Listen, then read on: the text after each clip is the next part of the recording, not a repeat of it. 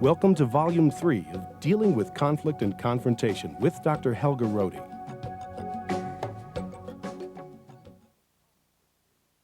And now, the Conflict Police.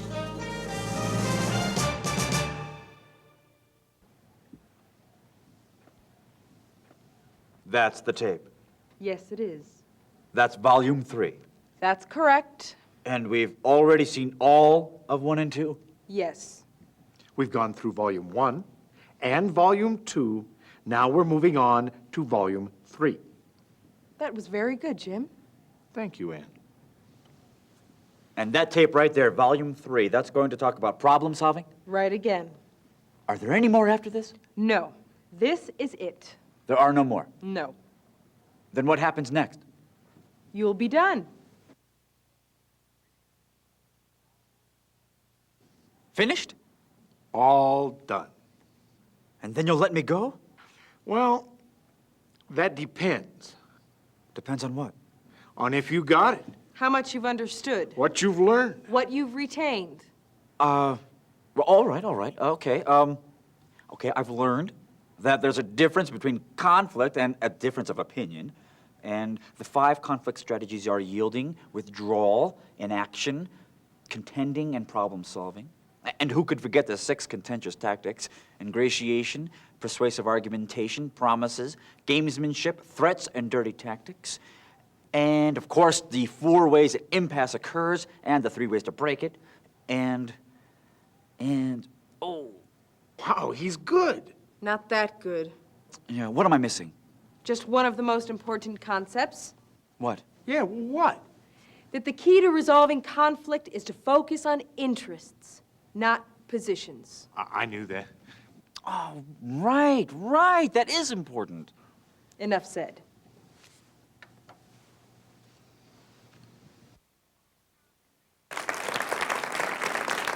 Now, next, we're going to talk about 5 important topics. The first one will be preconditions to problem solving. Then we'll talk about the actual strategies of problem solving. Then we shall look at how to get other people to problem solve, especially people who are very difficult to deal with. Then we'll address the specific communication skills that will help you focus on the issues at hand. And we shall also address how to function as a third-party mediator. Now, I'd like to give you a definition, a formal definition of problem solving. It is any effort to locate a mutually acceptable solution. I hope you heard the words. A mutually acceptable solution to the controversy. We're not talking about any tricks. We're not talking about bamboozling the other party or trying to get something from them without the knowledge. We're talking about a true dual concern and a solution that both parties find acceptable. There are 4 preconditions to actual problem solving. And we could call them a mindset or a set of skills. And they're very important to know about. The first one is that we need to have a true concern for mutual gain. We cannot have a kind of mindset that says, I don't care what happens to the other party, as long as I am the winner. We need to have a real concern that both of us are going to come out feeling that our problems have been solved, that our interests have been satisfied. Now, before I say anything further, I'd like to define what concern is, because I've used that word a few times. And usually when we hear the word concern, we think of, I am concerned about somebody, and that's somebody, usually somebody I care about deeply. Actually, there are 2 kinds of concern. There can be a genuine concern, and that concern is usually for people whom I do dearly care about, people I like, people I love. But there is another kind of concern, and that's called an instrumental concern, and it is otherwise known as a strategic concern. I can have a concern for another person even though I do not particularly like them. I might even not like them at all, let's say hate them, but I can still show concern. Now, you might say to yourself, but if I show concern for somebody I don't like, isn't that faking it? Isn't that dishonest? I would like to say to you that it is not. You can show concern for the other party's goals, even though you don't particularly care about the individual. And the reason I would like to encourage you to do so is because it is absolutely your best chance of gaining cooperation. You know, sometimes people say, well, if somebody does that to me, you know, they show concern. And I discovered that it's not a genuine concern. I don't trust them. Does it really matter what kind of concern people show? Whether it is a genuine concern or whether it's a strategic concern, as long as you and I can cooperate with one another, because you are also concerned that my interests are satisfied. And who cares what goes on in your mind? The other aspect to concern that you need to consider is the aspect of looking to the future. For mutual gain to really occur, we have to think of the future and think of the long-range consequences and not just the short-range consequences. In any kind of conflict situation, I am sorely tempted to think only of what's going to happen right now. What I'd like for you to also be aware of is that in the long run, dual concern, a concern for mutual gain, will also maintain that relationship. Why do I care about the relationship? I mean, all I want is for that person with whom I'm having a conflict and whom I really hate to take a long walk on a short pier. Well, you might say that at the moment, but chances are you don't really mean it, because once you quiet down, you calm down, you think more reasonably, and then you say, oh, I don't want to lose my job, and I don't want to lose that employee, and I really don't want a divorce. And so in the long run, you see that you really do want to maintain that relationship. So it's very important to look to the future and to think of long-range results. The second precondition for problem solving is being flexible on solutions but firm on interests. You remember earlier today in the program we talked about how positions are the vehicle and the interests are the cargo. What I am going to tell you now is that if you are flexible on the cargo, in other words, if you are flexible on the interests, on your interests, which is the real reason that you're having conflict with somebody else, guess what's going to happen with the conflict? Is it going to get resolved? No, of course not. So you cannot really be flexible about your interests, can you? How in the world are you going to give up your likes and dislikes and your values? All you can do is give in on it. But then you end up feeling like a loser. But you can't really be flexible on that because that's the substance of the conflict. But you can be flexible on the positions, right? On the solutions, on how we are going to satisfy those interests. And now it makes real sense to say, be flexible on solutions, but be firm on interests. You've got to be firm on your interests. But you can be extremely flexible about, well, how are we going to really satisfy those interests? So what you want to remember is the why of the problem is not something you can make concessions on unless you're talking about very low priority interests. But the what or the how we solve the problem, you can be as flexible as possible. There are many, many solutions that when two people are willing to be creative and problem solve together and brainstorm together, we can usually come up with many solutions. Many different positions are possible to satisfy our interests. The third precondition of problem solving is creativity. And you actually need to be creative in two areas. There has to be a real willingness to consider innovative solutions to problems. The two areas in which you need to be creative, and the first is really more important than the second. The first area in which you need to be creative and innovative is in the area of creating an alternative for yourself. We call it a plan B. What are you doing going into a conflict session or a negotiation without any alternatives? You should never do that. Why? Because you don't have any power. You have no power if you do that. Because if you go into a conflict and you want something from that other person, and that other person is the only other individual or source who can give you what you're looking for, do you have any power at all? None whatsoever. None. Because your happiness, what it is that you want, your interests, the satisfaction of those interests depends on that one individual.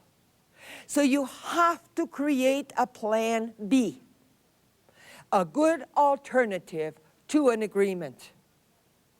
Now that plan B will not fall from heaven. It won't.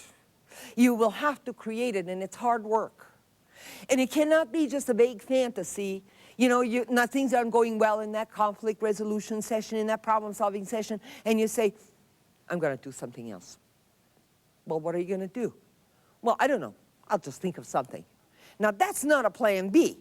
A plan B has to be something that you're willing to implement. You have to be willing to actually do it.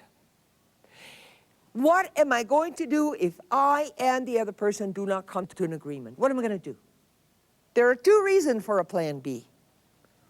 Number one, it gives you a whole lot more power and confidence in any negotiation, and you are far less prone to yield. And there's another good reason for having a plan B. It is a benchmark for comparing any agreement in any kind of negotiation. I don't care with whom you negotiate. In a conflict, you need to know what kind of agreement is good for you.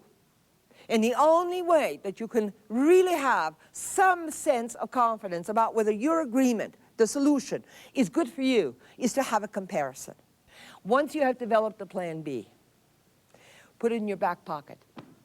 That's where it stays. You do not take that piece of paper, and I really mean piece of paper, because when you develop a plan B, you've got to write it down. You have to see it in black and white. Only then will you know what's realistic. But it's got to be in your back pocket. You don't use it as a club. And that's what a lot of people do. They'll walk into somebody's office and say, unless you give me a raise, I'm going to go somewhere else. That's absolutely the worst way to start in a conflict situation. And I will tell you later on today, when you whip out that plan B, you don't use it as a threat, you use it only as a warning. There's one other thing I want you to know. Never bluff about a plan B. Never bluff having a good alternative. Because if anybody calls your bluff, you will experience a severe loss of face. Now, there are three questions that I would like to recommend you ask yourself when you develop a plan B. The first one is, what can I do by myself to satisfy my interests? In other words, you go and look for another source. What person is it? Who is it? What can I give them in return? The second question you ask yourself is, what can I do to influence the other party to take my interests seriously? What can I do? Well, you might say, I don't know. Oh, there's lots you can do. Number one, you ask yourself, have I really made it clear to them what my interests are? Can I give them a word picture of what my situation is? Am I the best source who can satisfy their interests, the best one, best source for them? Do they know that? The third question you need to ask, could a third party help me further my interests? Who would that be? Who might be acceptable to both me and the other party? Now, creating a plan B or a good alternative is the homework that you need to do before you ever go into a conflict situation. Now, I'm not suggesting that you do that when you're sitting down with your child or with your spouse and you say, who's going to do the dishes? But I'm certainly going to suggest that if it is anything more serious than that. Why am I talking about homework? Because in any conflict situation, 90% of the time needs to be spent in preparation, and only 10% of your time is spent on actual communicating with the other party. And if you do not do your homework, you deserve what you don't get.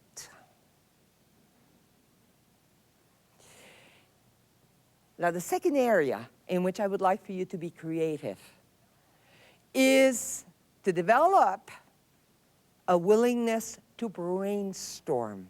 Brainstorm possible solutions to satisfy both parties' interests.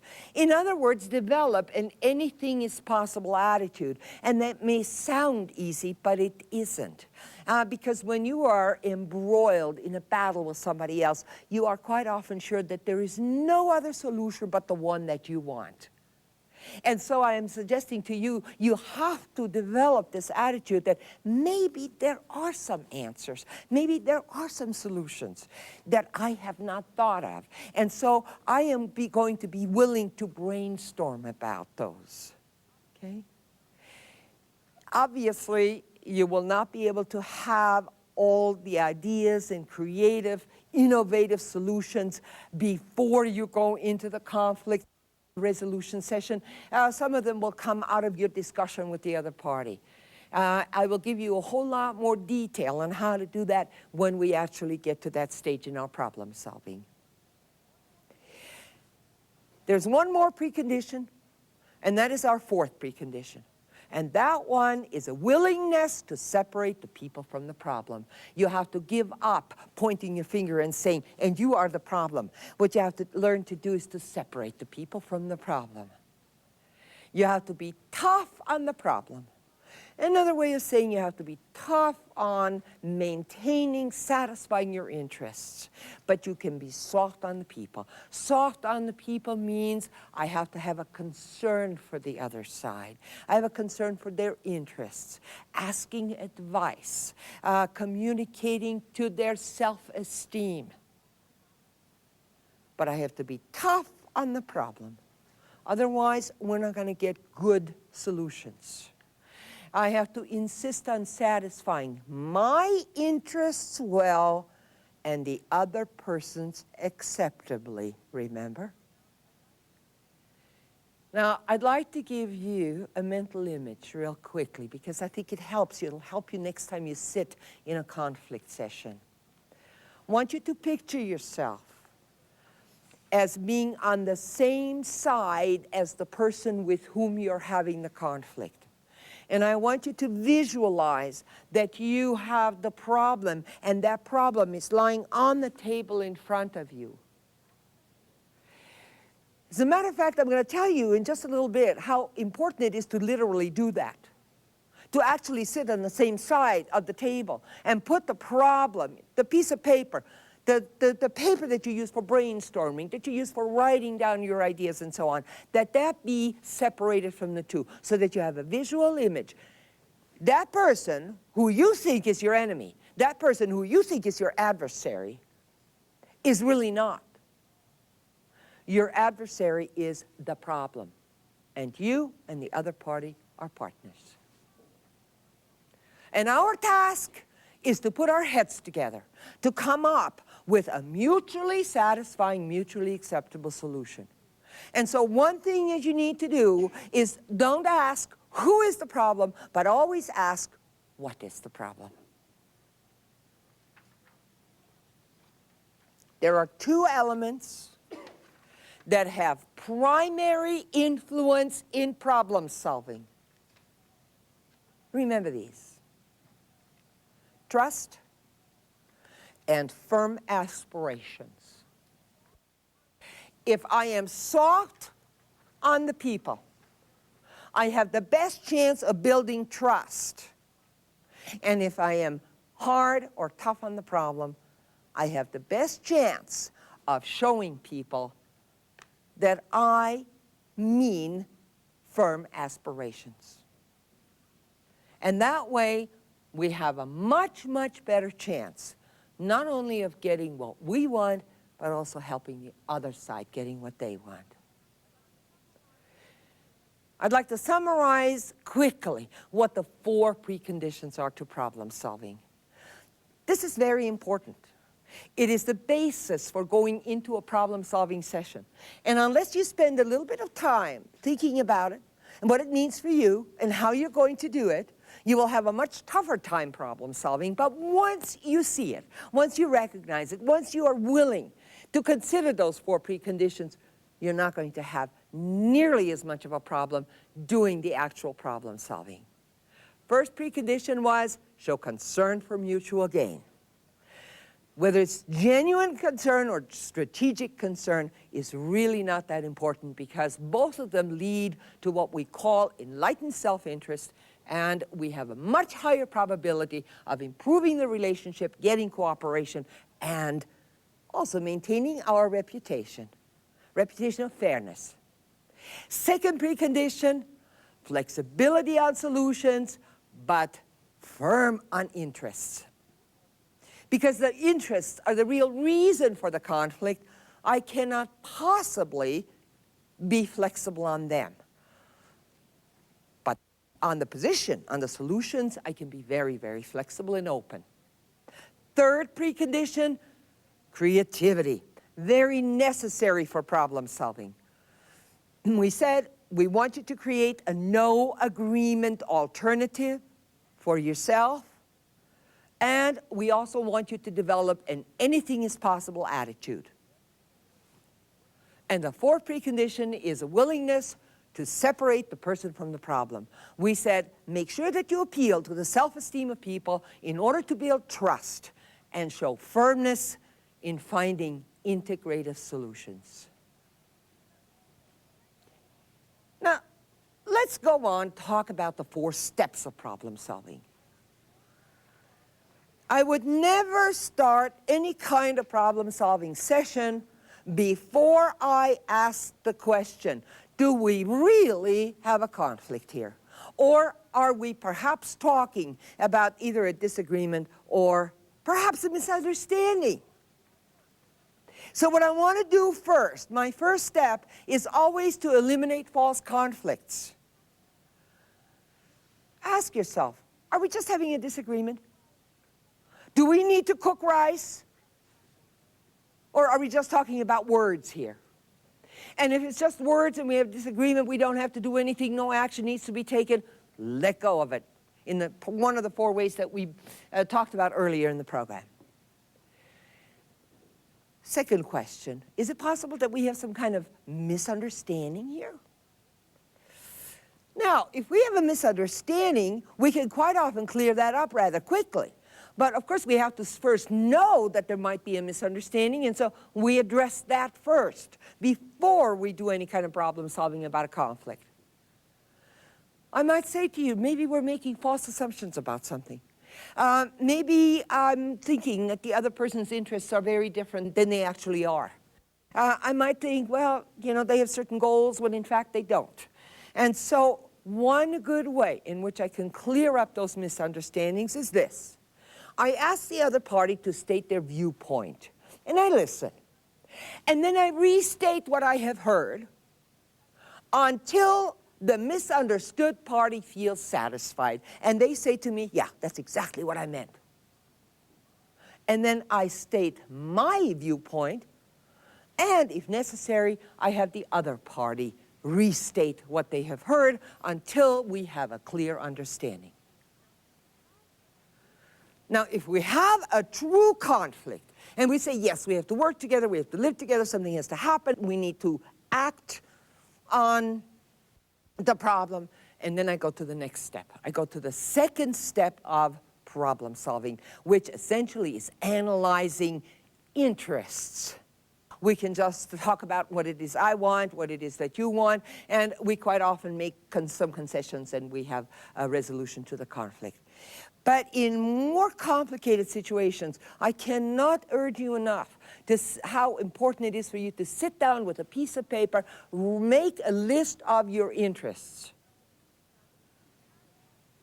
Now, what you need to ask yourself is this: what's the problem? Now, I'm hoping that you're not saying, the problem is the other person. No, what's the problem?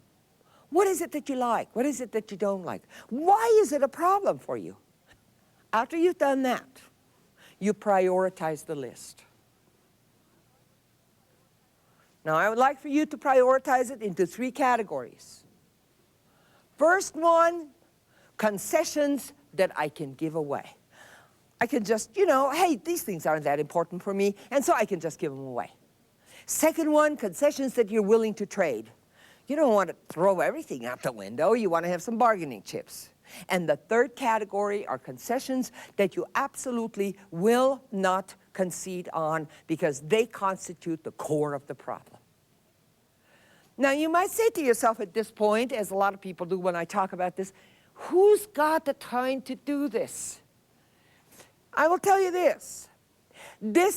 It takes much less time than the usual fretting and worrying that you do, because when we fret and worry, we are disorganized. This kind of thinking is very organized, and it's not going to take very much time at all. Now, along with analyzing your own interests, you also might want to analyze the other person's interests. Of course, there you can only make some good guesses, some educated guesses. If you know the person very well, it's not going to be very hard for you. If you don't know them very well, you might want to access some people who know them, and talk around a little bit, ask some questions.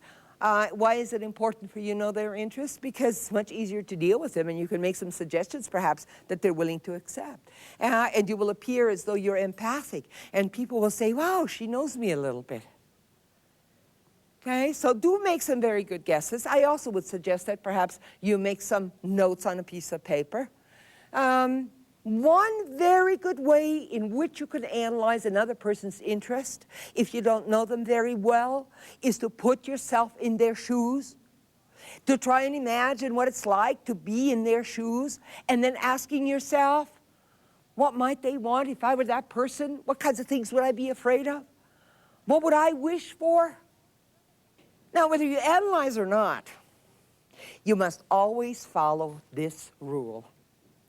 Discuss the problem before the solution.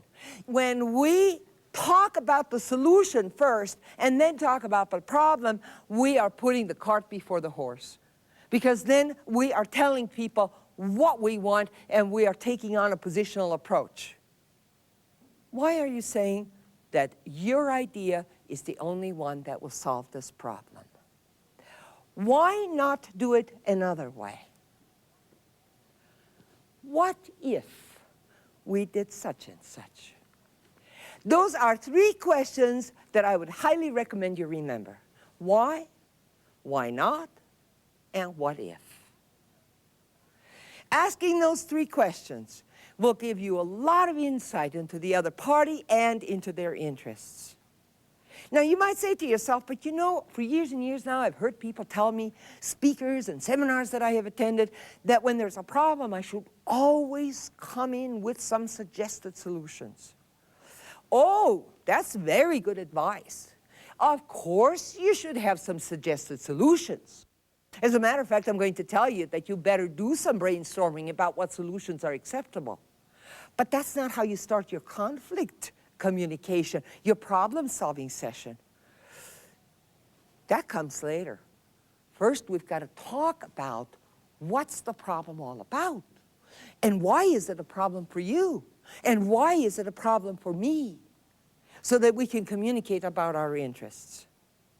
Now, the third step in problem solving is finding solutions. And obviously, as I'd mentioned before, you have to find solutions that will be acceptable to both parties. One way in which we can do that is to jointly brainstorm.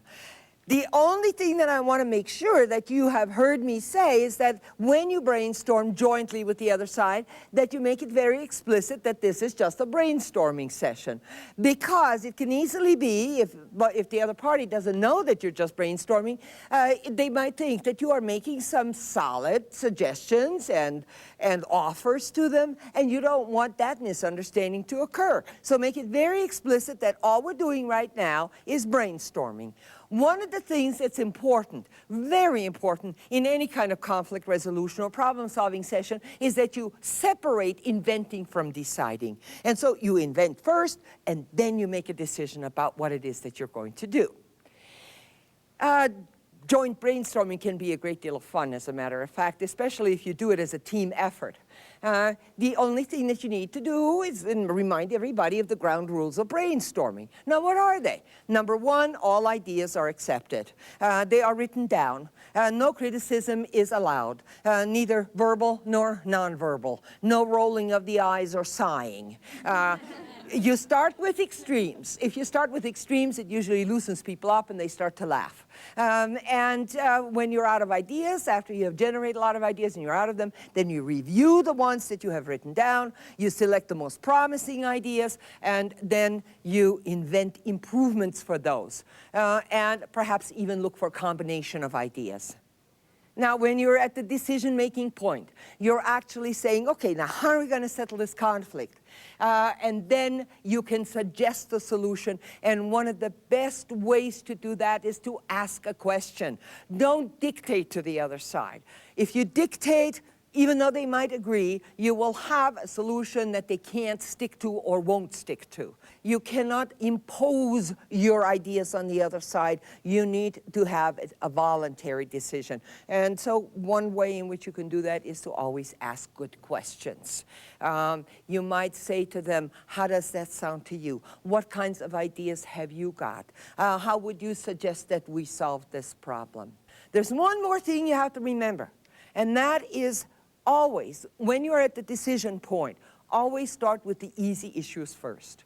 Now, there's a good reason for that. When you start with the easy issues, you can usually get agreement very early on in the problem solving. And then you go on to the harder ones. And when you have early agreement, it is so much easier to get further agreement. Now, if at this point you have not been able to come to a decision, then you go to step number 4 in your problem solving. And step number 4 essentially is making mutual low priority concessions. Now, if you have done the homework that I asked you to do, you can look at your list of interests, you have prioritized them, and at this point you have a pretty good idea which concessions you can make without any detriment to yourself.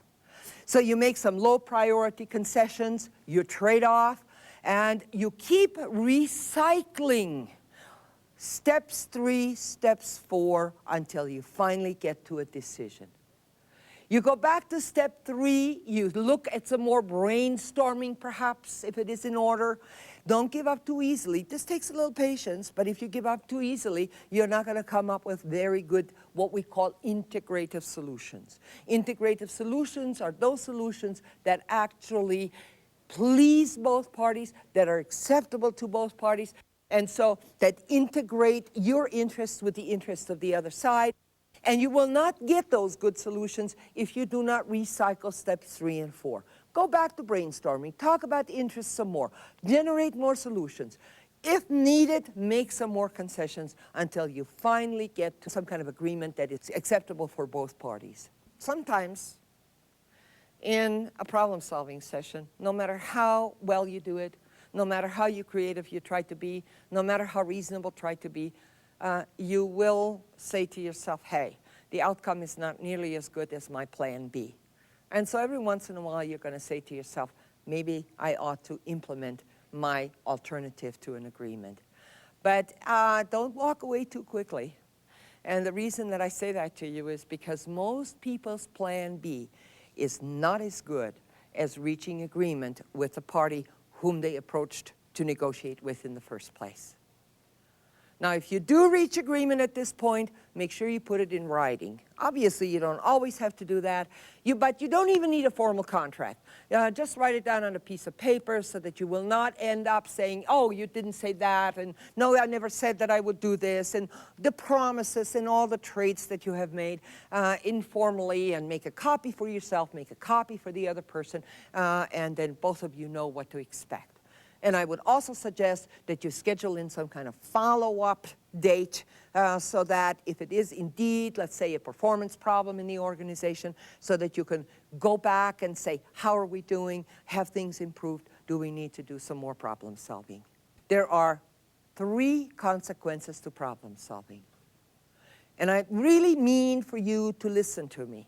And the reason is because at this point, people quite often say, this is way too much work. It is not. Here are the 3 consequences of problem solving. Number 1, it is efficient. It is efficient. Number 2, it has the best chance of maintaining or improving the relationship.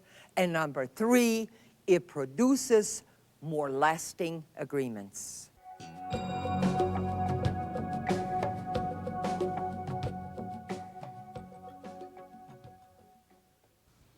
So, there they are. 4 basic steps to problem solving. This is very important. Now, in these 4 steps, it is very important that we remember, number 1, to determine if the situation is a disagreement or a true conflict. Number 2, to analyze both parties' interests. Number 3, to look for solutions to both parties. And D, 4, make some mutual low priority concessions. Now, the beauty of steps 3 and 4 is that you can recycle them until you finally do get an agreement. You just need to be patient and remember interests, not position. But what if the other person doesn't want to problem solve?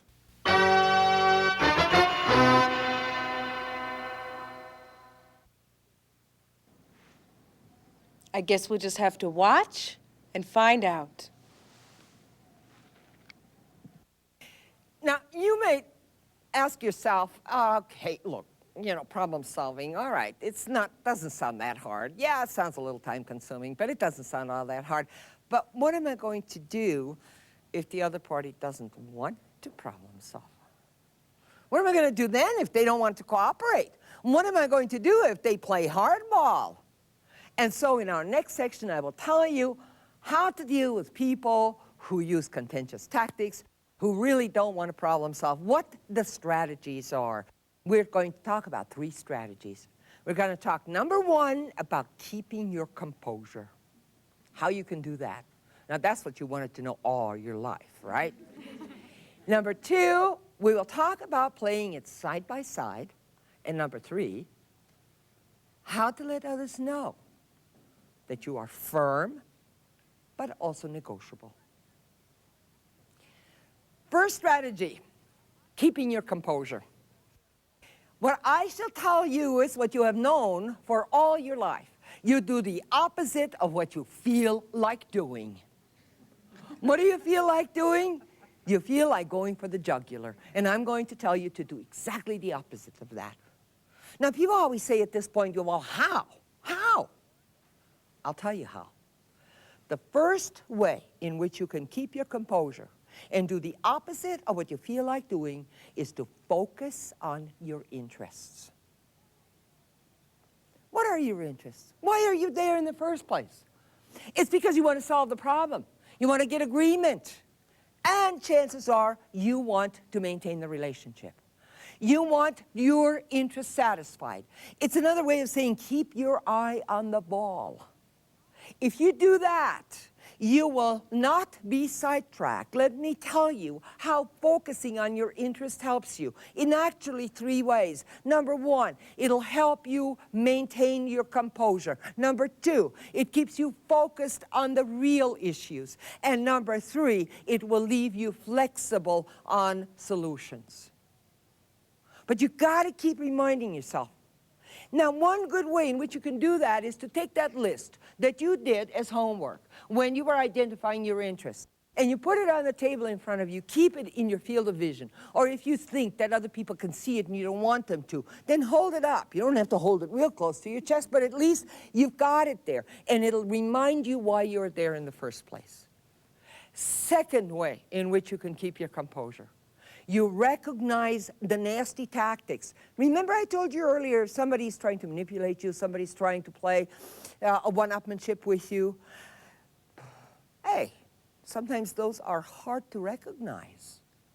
But recognition is at least half the battle. And so I don't want you to be overly suspicious, but I do want you to, recognize them when they do happen. Remember I told you, you need multiple clues and you need a series of those behaviors before you can suspect that somebody's really trying to play one-upmanship or manipulate you. Those are harder to recognize. Personal attacks are not hard to recognize because they hit you right in between the eye.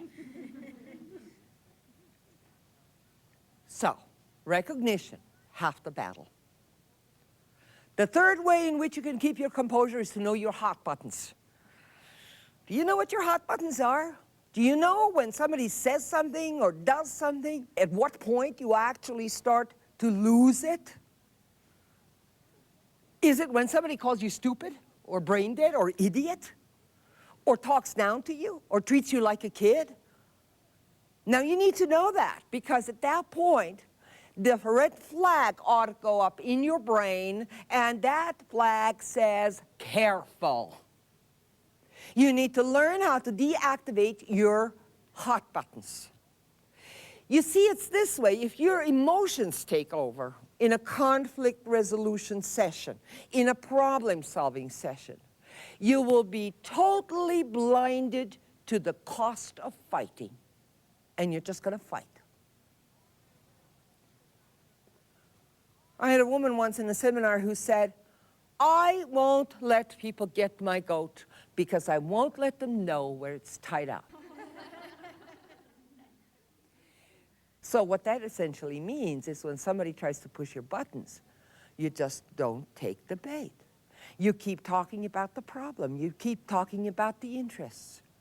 Or you can assert yourself. You could stand up for yourself.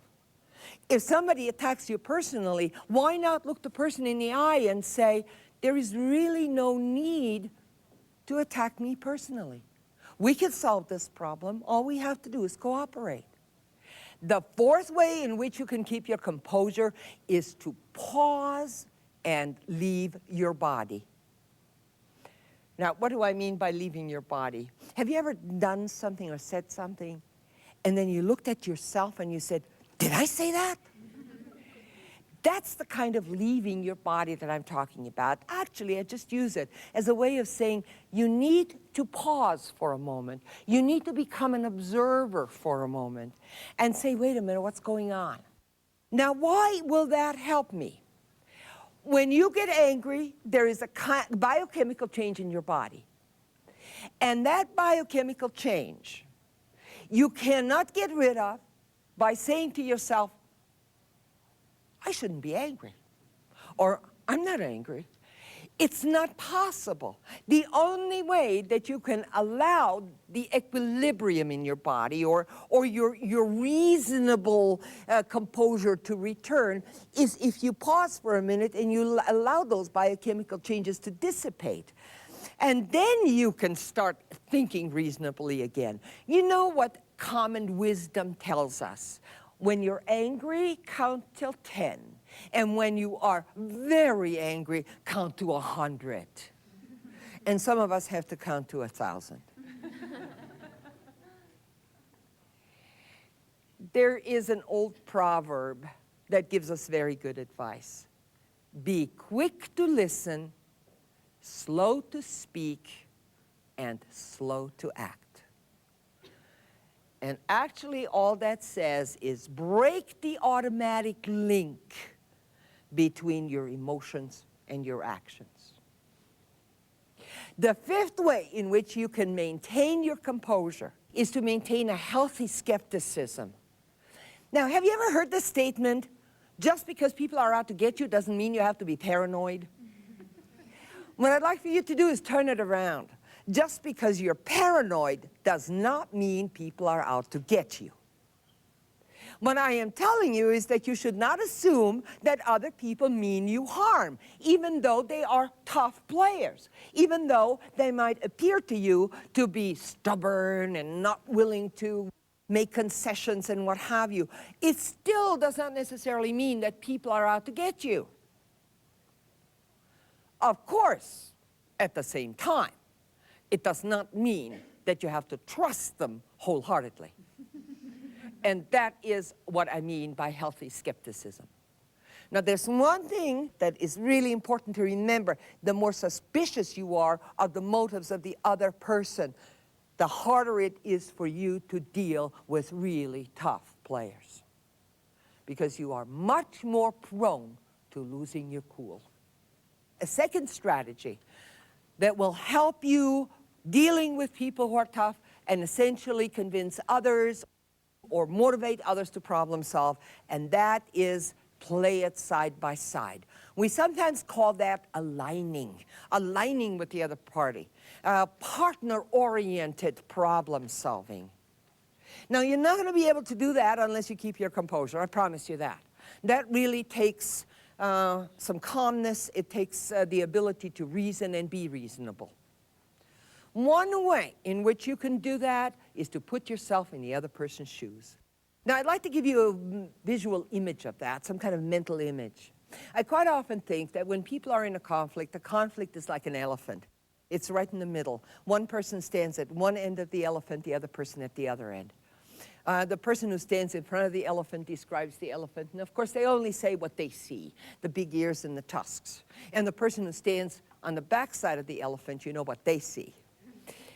Now, what is happening is that they're talking to each other and they don't even know that they're talking about the same thing. They think that the differences are so great that they cannot even reconcile them in any way. One of the smartest things you can do is to walk around the elephant. That is what I call that's what we usually think of as putting yourself in the other person's shoes.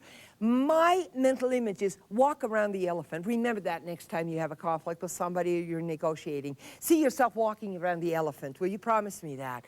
It is otherwise called as empathy. Now, nobody is talking about getting you to sympathize with the other side. What we're talking about is becoming smarter, because you're always smarter when you can see the issues and the problems from their side, their interests, because you will guess at what their interests are. You will be able to make suggestions to them that they might be willing to accept.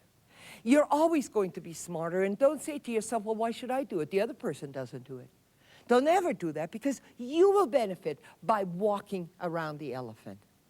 Now, you also have to convey that to people. You have to say it to them. You have to say things like, I can understand how that might be a problem for you. Do you know what a transformation can occur in a difficult relationship if you express this kind of empathy? Sometimes people will say, wow, somebody understands. Now, another benefit to walking around the elephant is that you can recognize what might be going on in terms of their difficult behavior. If you say to yourself, you know, quite often we say, oh, that person is so stubborn, I don't know what's wrong with them. But if you walk around the elephant, you can say, why might they be difficult? What's behind it? Are they afraid of something? Maybe they're afraid of their boss. Maybe there's something else that's going on. Do they have some past grievances? You see, you will have so much more insight. And it'll also make it much easier for you not to retaliate with hostility and instead to show respect. Another way in which you can play it side by side is to express concern for the relationship. I can't tell you how much mileage I have gotten out of that one. Say to the other person explicitly, I don't want you and me to be enemies. If they hear you say it, and you say it sincerely, and chances are you're not lying, because remember, one of your long-range interests is to maintain the relationship. And so you say it to them, and you will get so much goodwill from that. Sometimes people are really taken aback. They didn't realize you want to maintain the relationship. They thought you wanted to be their enemy. So don't wait until you feel like saying it. Say it, because it's probably not a lie. Another thing you must do in playing it side by side is letting them save face. And that's sometimes hard, especially when you're dealing with liars, when you're dealing with people who want to deceive you. Because what's going on in your head is, do they think I'm so stupid that I believe these lies? And of course, what you want to do then is to punish them for that. What I'd like for you to learn to do is to say, I really don't benefit from making them lose face. If you say to that person, you are a liar, guess what's going to happen? They're just going to become defensive and the conflict will increase. There are two things you can do with liars. You can say to them, number one, my information is different. And the second thing you can do is to make a reasonable request. And the reasonable request essentially is, you won't mind if I check it out, will you? Now, how are they going to deny that? Another way to play it side by side, and this is important, I really would like for you to remember this, is to ask questions and wait for the answer. Use silence. As a matter of fact, those two skills are probably your most important tools in any problem-solving or negotiation session. Ask questions. Don't make statements. Statements are easy to fight, but questions nobody can fight. And you ask the question and you wait for the answer. It's one of the most diplomatic ways of conflict resolution. Say to the other side, how do you see it? Do you have any suggestions? Very good technique with backstabbers, people who stab you in the back. What did you say to them? What makes it so hard for you to talk to me about what I'm doing that you don't like? Why are you going to somebody else and talking behind my back? Another good way is when people give you labels or they use general ways of accusing you. They use those dirty tactics in personal attacks. They say things like, you're impossible to work with. You're a most unreliable person. There are two questions I want you to remember in response to those kinds of generalized statements. Number one, what do you mean? That question is actually asking for a definition of terms. What do you mean when you say I am irresponsible? Now please clothe it in more careful language. You don't just stand in front of somebody and say, now what do you mean? But say, can you please tell me what you mean when you say that I am unreasonable? The second question is, how do you know? And that question is asking for evidence. Please tell me, when did I do that? Don't defend yourself. The key ingredient is to ask for more specific criticism, not to be defensive, but to invite more criticism rather than less criticism. There is one more question that I think you will find most profitable to ask, because it quite often gets people on your side. When you have come to a point in your problem solving and you think that the other party is just not willing to listen, they are denying every kind of solution, every suggestion you're making, they're saying, no, it won't work. One question that will usually get them to listen and to think is the question, what would you do in my place? And then you wait.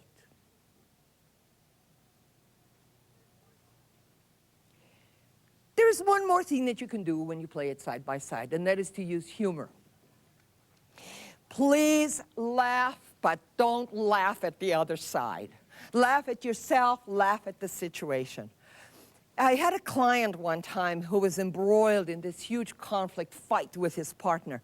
And right in the middle of his shouting match, he stopped, he looked his partner in the eye, and he said, I think our fight is just a pimple on an elephant's behind. They both broke out laughing. Now, whatever you can find to laugh about, one good way to have humor is actually to laugh about yourself. And it lightens things up. It's amazing how great of a tension releaser laughter is. There was a man in one of my seminars who told me this story. He said he was witness to two men fighting with each other, and he said one man's face was totally red and angry, and they were almost toe-to-toe.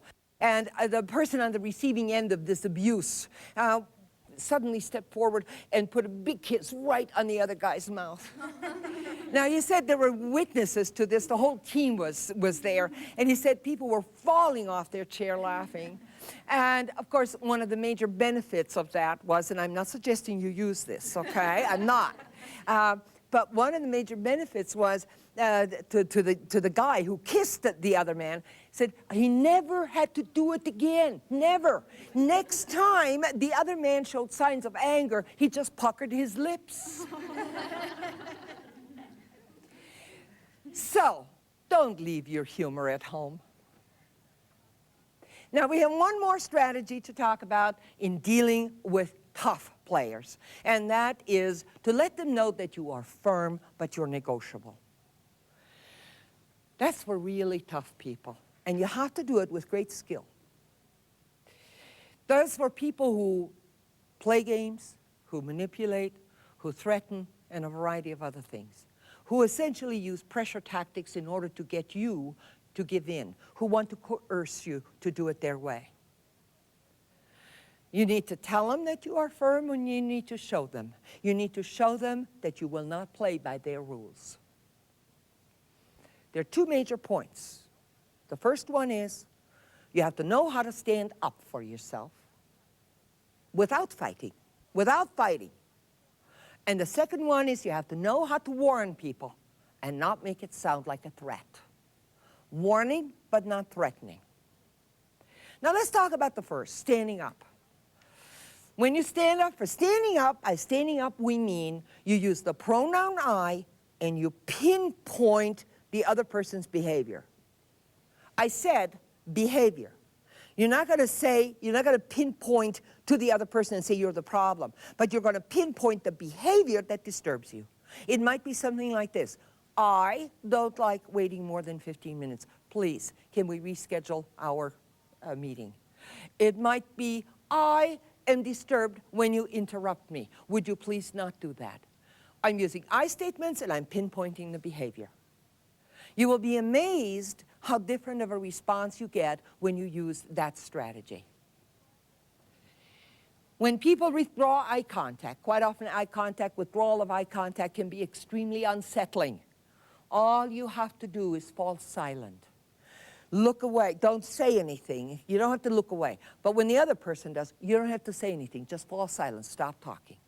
Those are all ways in which you can actually deal with somebody who's a tough player. When you're dealing with somebody who tries to send you on a guilt trip, say to them, look, I'm really starting to feel guilty. I'm starting to feel defensive. Does it really make sense for either one of us to feel guilty and defensive? Wouldn't it be far better if we solved the problem? When you're dealing with threatening people, please tell them that you will respond to reason any time, but you will not respond to force. You will not respond to aggressive behavior. Now, when somebody becomes highly agitated, one of the best things you can do is to let them get it off their chest. And then you look them in the eye, and you can say to them, I think you and I can solve that problem without attacking each other. I think we can do that. If you want to be really firm and you're dealing with a really, really difficult person, all you have to do, and again, it takes really some confidence to pull it off, but you could do it. And you could say, you can look them right in the eye and you say, I normally don't shout, but if you would like for us to get into a yelling match, I'll give it a try.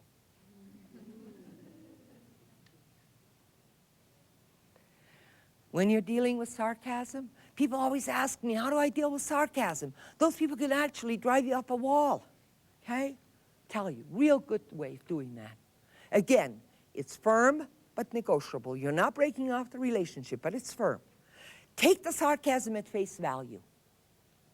You might say to an individual, so you are saying that my idea has given the word intelligence a whole new meaning. Any ideas on how we can improve on it? Now, what you have done is you pretended you haven't been insulted at all. You take it at face value, and it works like a charm. You know why? Because those people quite often expect you to be at a loss for words, that you won't know what to say. And now they have to respond to your sincere invitation for some solution. Another option that you have is sidestepping any attack. You can just sidestep it. And how do we do that? You keep talking about the interests. You keep asking questions. You keep getting back to the real meat of why the conflict exists in the first place. Now, the second part of our last strategy is actually warning people, but not threatening them. Let me make the distinction between a warning and a threat. It's a very fine line. When I warn somebody, I am actually telling them about the natural consequences that will occur as a result of non-agreement.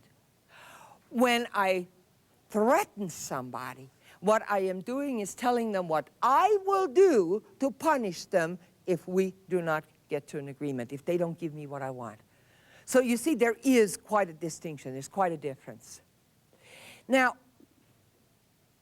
what I might want to do when I am at a point, it looks like we're getting to a standstill. We're now coming to a point where no more negotiation seems possible.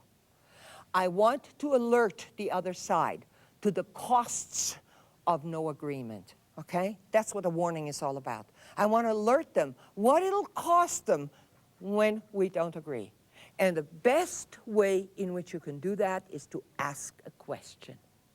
And the question might be like this: what do you think will happen if we don't agree? It is the same question that I mentioned to you earlier in this program when we were talking about breaking off temporarily, that reminds people of the stake in the relationship. And so that's what you want to do. And then you wait for the answer, because the other side, when you say, what do you think will happen if you and I can't come to an agreement, the other side will then quite often come up with a solution or a reason to continue the negotiation, which is far better than if you tell them. If you're deadlocked in a blaming game, which quite often happens at this point, then please ask people, invite them to look to the future and say, let's not waste time to talk about things that are past, but let's talk about how we can make sure that these mistakes don't occur again. Now, if all else fails, you've tried it all, and you still have not arrived at a solution, and at this point, what is in your back pocket? Remember what's in your back pocket? Your plan B.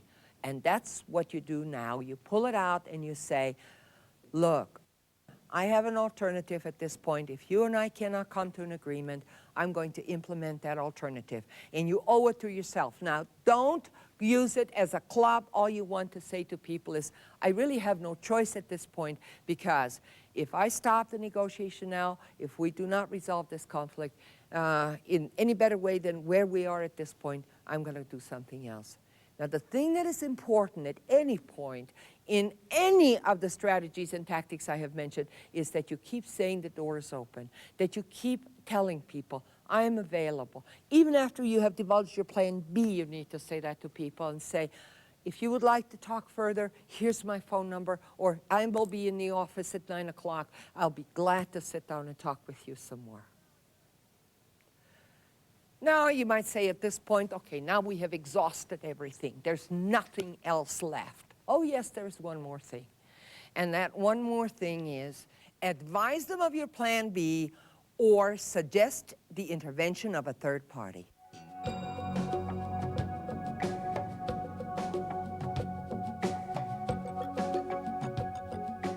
Advise them of your plan B or suggest the intervention of a third party. Well, I wish I knew this stuff before. What do you mean? Well, the way Hedges and Benson were at each other's throats. And what would you do differently now? Well, the first thing I'd do is keep my cool.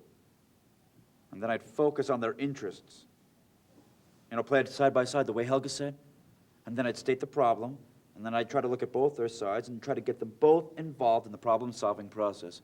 See, the way I did it before, I just lost my temper. Oh, your reaction was perfectly understandable. Yeah, Brent. but still, It's easy to second guess. But it's never really over till it's over. That's right. Until that last little itty-bitty dog has buried that last great big bone. You're right. Until the barrel has finally been scraped, until the final exit ramp is finished, until we've drank our last drop of coffee and the waitress has brought around our final check. Jim, Yes?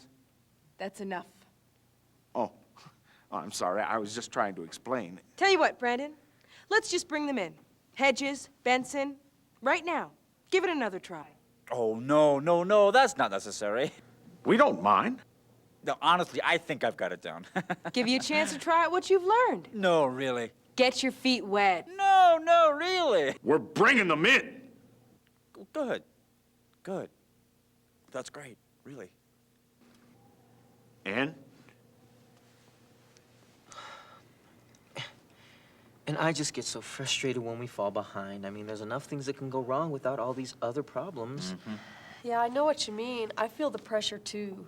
I've got creative making changes. I feel responsible. It's my job to get the changes in. Well, I think you both have some really good points. But if we're constantly at odds with each other, what do you think's going to happen? Well, it sounds like neither one of us will be able to get our jobs done. Yeah, we'll just get farther and farther behind. Exactly. Now listen, I don't expect us to resolve this problem right away, but I do think we can come up with some constructive actions that'll keep our departments happy and keep us on schedule. All right, so I want you to give this a little thought, and we'll meet again. What do you think? Sounds all right. It's okay by me. Well, thanks for your cooperation. We'll call if we have any more questions. We can go? You're free to leave. Great. Not quite yet. Well, you let them leave. Well, we're not quite finished with you. Just one more section. It covers some basic skills that I think you could use. 10 communication skills for problem solving and how to become a mediator. Is this the last section? This is it. You're sure? Positive. Okay, great. I will now tell you about the 10 on-task discussion rules. These rules will facilitate understanding, they'll show respect, they'll help you stay on track, and they will increase your efficiency at arriving solutions. Their intent is to help you build trust while at the same time showing firmness. Now, one thing that I would recommend that you do is take these 10 discussion rules and put them on a flip chart. Hang them on the wall if you're doing team problem solving. Or in your family, you might just want to put them on the refrigerator as ground rules for any kind of conflict mediation so that everybody knows how to talk. Rule number 1, all parties state their problem. Using I statements because they convey responsibility and there will be less blaming going on. Acknowledge the other person's problem as just as legitimate and say to them, I am willing to help with that. Don't zap. Now, if you don't know what zapping is, you haven't been married long enough. It's essentially name-calling or using put-downs. The person who gets zapped is responsible for pointing it out. There must not be any cross-complaining. Sometimes when people talk about what their problem is, it sounds like a complaint, and you will be sorely tempted to respond with your own complaint. Don't do that. Rule number 2, let them talk and listen. Do not interrupt. It is one of the best concessions that you can make in any kind of problem-solving session. Acknowledge people verbally and non-verbally. Tell them you are listening. Nod your head, give them eye contact, show interest, and do your friendly grunting. Yes, I see, and so on. Restate what you have heard. This is one way in which you can prevent misunderstanding from occurring. In any conflict resolution session, if there's a misunderstanding, I would stop immediately and make sure that we do this mutual restating. Offer an apology when appropriate. You don't have to get down on your knees, but at least say, I'm sorry or I regret. Rule number 3, ask clarifying questions. Why? Why not? What if? A what if question is known as testing the waters, or in negotiation lingo is called a trial balloon. It allows you to consult with the other side without making a firm offer. What if we did such and such? No accusations as far as why questions are concerned. Really want to warn you about that. People sometimes confuse it. An accusatory why question is something like this. Why are you so stubborn? That's not a question.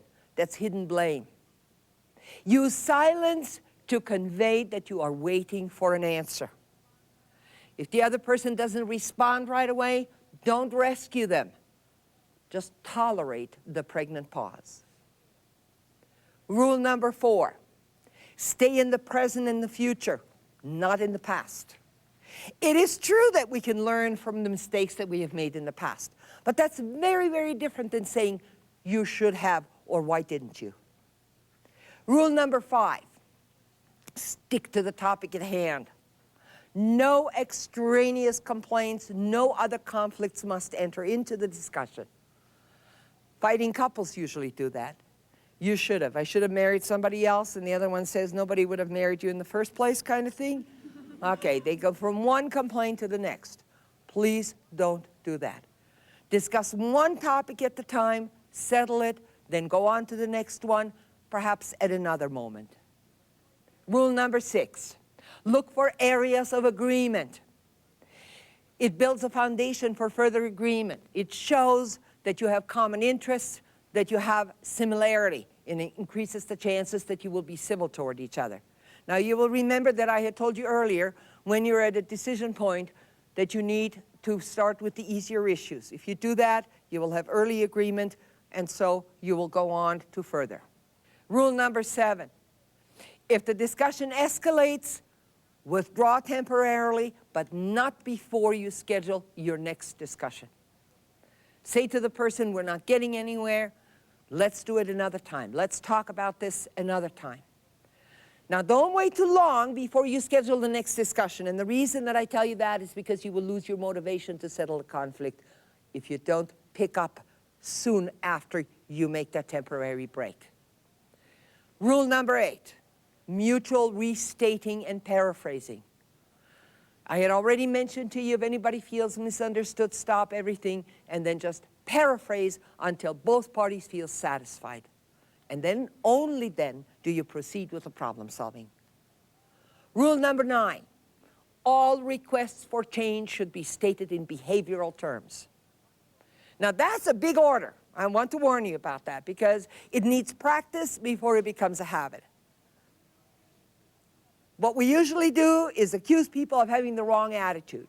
And I'd like to remind you of the fact that attitudes don't cause problems, behaviors cause problems.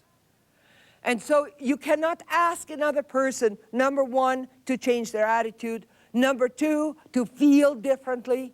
Their feelings come from their values and their past learning, and they can't possibly change those, and neither will you.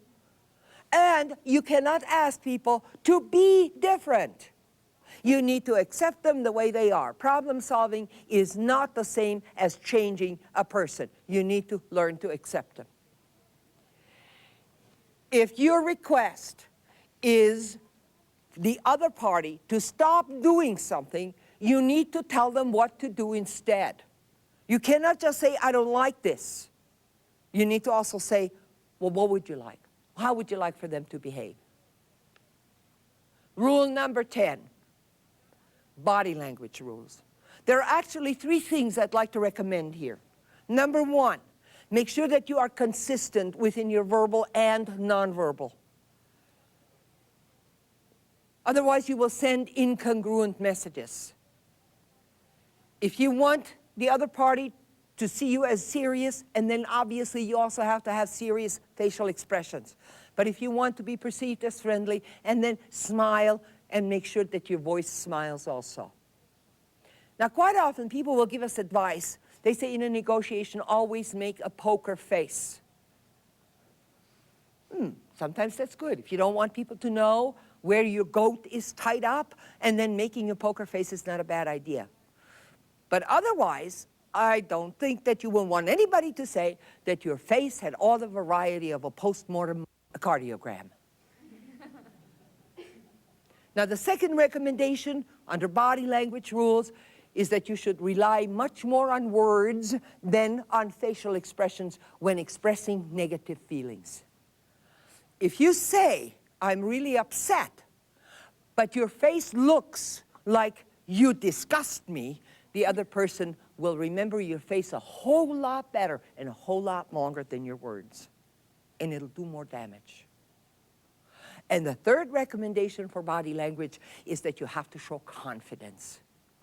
Relax, don't fidget, look people in the eye, sit straight, show interest by leaning forward, show optimism.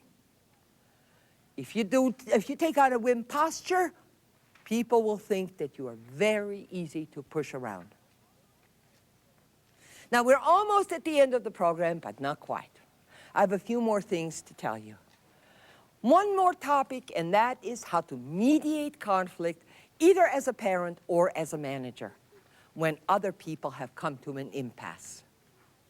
Now, it's not an easy task to function as a mediator, because other people will expect you to, number one, be totally impartial, and number two, to give them the right answers. And you won't be able to do either one of those, nor would you want to. Now, here are the things that you need to do. There are 3 strategies that you need to employ as a mediator. First of all, structure the communication. That means set up the ground rules for discussion. When hostility among the 2 fighting parties is low, you can put them in the same room and you let them talk. All you do is facilitate. Make sure that the conflict doesn't escalate. But what should you do when the hostility is high? Now, unless you are a champion boxer or have a bulletproof vest, I would suggest that you separate them. You put one party in one room, you put the other party in the other room, and you shuttle back and forth. You are the conduit for their communication. Now, there are several advantages to that. Number one, you can translate all the 4-letter words into more reasonable language. And number two, you actually can help prevent conflict escalation. Another thing you need to do is teach them the on-task discussion rules that I just gave you. And the last thing is make sure that you set limits to conflict resolution. Rather than telling them, ask them and say, when do you think this conflict can be settled?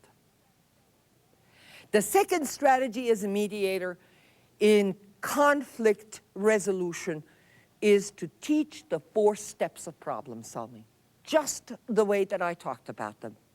Help people identify their interests, help them prioritize those interests, help them understand the importance of mutual benefit, and don't dictate but facilitate their own agreement. The third thing that you need to do is increase the party's motivation to settle.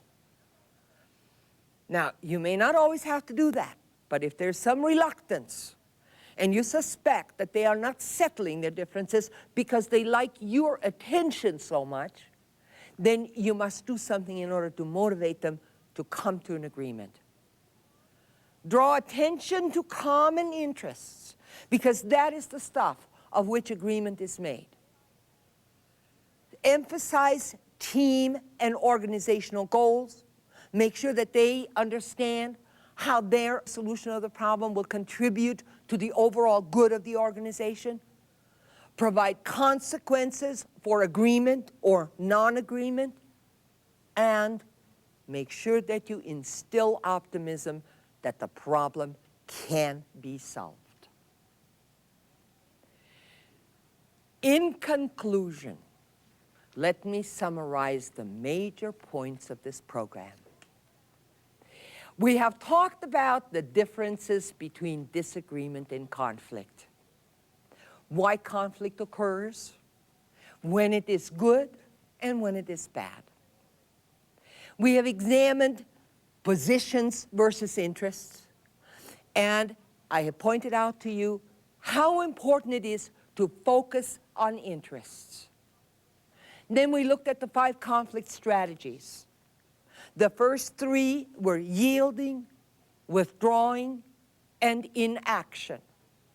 Those were our unilateral strategies. Then we talked about the 4th, which was confrontation, and the 6 contentious tactics.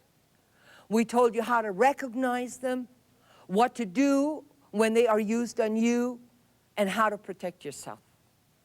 And then we talked about the fifth strategy and the last, which was problem solving, which is the best way to get mutually beneficial outcomes to any conflict. You have listened and, I hope, evaluated my comments critically. I'd like to make a deal with you now. I would like for you to promise me that you are going to use some of the skills that I have presented. It will make all the difference in your life. Take good care of yourself and of the important relationships in your life.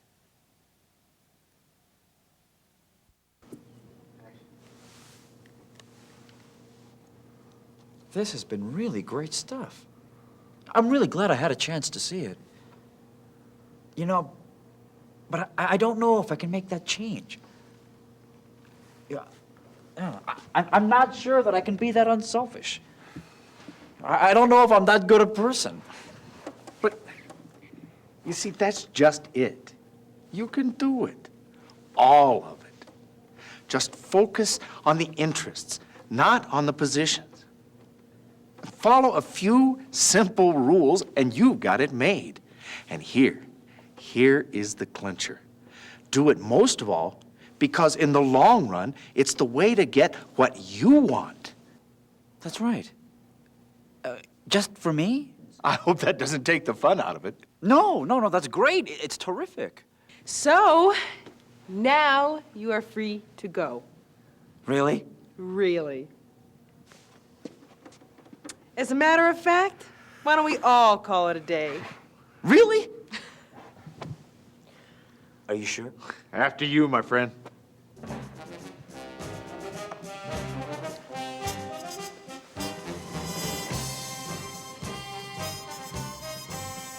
You know, I was sure the door was that way. No, it's over there. This has been Dealing with Conflict and Confrontation with Dr. Helga Rohde. If you would like to share the benefits of a Career Track seminar with the members of your company or organization, you can have a customized program presented live at your location at any length, from 1 hour to a full day. For details, call our on-site department toll-free at 1-800-325-5854. For a free catalog containing all of Career Track's audio and videotape programs, call 1-800-334-1018.